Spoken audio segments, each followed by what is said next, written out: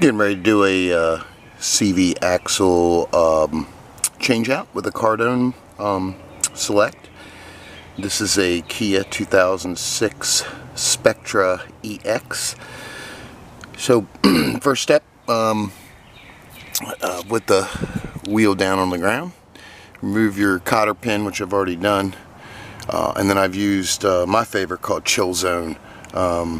But DuPont also has it, similar, same product actually, just this one's made for bicycles and chains, but extremely good. So I let it sit a few minutes. I'm going to be using an electric half-inch torque gun, and you don't need air tools, but an electric torque gun will definitely help in this procedure, and it's not too difficult. So anyway, let's get to it. Then basically we remove this nut, jack the car up, put jack stand in, and pull the wheel, and then remove a couple bolts. You'll see it. Okay, wheel is off, loose, and this particular model here, because of the way the brakes are, there's not really a lot of slack here. That's what we found by taking off this bolt. And the one underneath, we just remove the caliper and hang it out of the way. Liberally applied here and here and here and here, and we'll take the nuts off from here. I think it's 17 millimeter. So once we do that, we can slide it out of the way. I'll probably turn my wheel a little bit to make it a little easier to get to them, and using my good old trusty rigid electric, so it works. Okay, taking these two out, 17 millimeter start out on the nut end. Again, you can see you're going to have to pry in there, move the wheel around. The other one I did, I took the caliper off. I just removed the bottom one, but she's got plenty of slack, should be able to push it through. But if not, then we can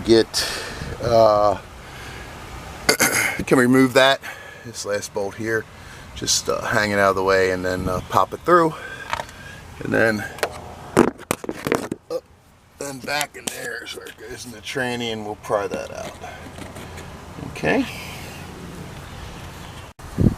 Okay, with the brake caliper up, just makes life a little easier. It's just too tight. I don't feel like taking all this apart here to get some leverage or some room, and this will just go ahead and take out the rotor, and she's not too bad, but I'll throw a little more lube in there and it should pop right out. And then the second step will be popping out the other half. Probably this little cry bar here will do it. It's not a super hard job here on this car. And drain pan.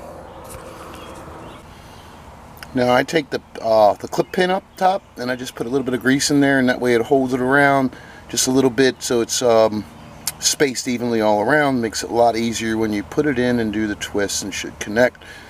And then you put on the bearing or type surfaces there, you want to put a little bit of your automatic transmission fluid.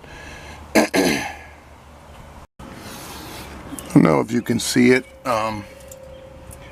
You can see where the axle goes in, and then back in here we're going to pry it out with the pry bar and put something on the end of the surface when you made it, so you don't mess it up or hurt the transmission. That's about it. Oh, sorry about that. Okay, so now you can see she's popped out, and of course you're going to have a pan here to catch the drip. Should come out, clean it up, and put the other piece back in. Okay, we're back in. We just jiggle wiggle, reset your bolts, put your brake back on, and pretty much done. To get that in back there, basically you line it up, you get it set, you twist a little bit, come back out here on the front. Again, you might have to twist, but you're really gonna have to push to get that clip set, but you can't do it from underneath, not enough leverage.